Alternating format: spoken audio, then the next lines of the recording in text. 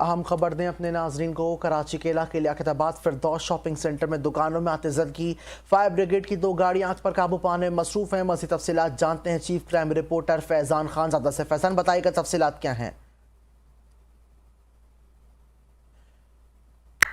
Firdous shopping centre میں دکانوں میں آتش زدگی کی اطلاع موصول ہو رہی تھی، جبکہ Karachi command and control rescue کو اطلاع موصول ہوتے ہی fire and rescue team fire brigade truck پر روانہ کر دیا گیا ہے، جبکہ ریسکیو حکام کی جانب سے آگ پر قابو پا لیا گیا ہے۔ ریسکیو حکام کا یہ کہنا ہے کہ ابتدائی طور پر یہ معلوم ہو سکا ہے کہ آگ کس نوعیت کی ہے، یہ کہنا قابل وقت ہوگا۔ اس حوالے سے ریسکیو حکام سے چینل 5 کی بات بھی ہوئی ہے۔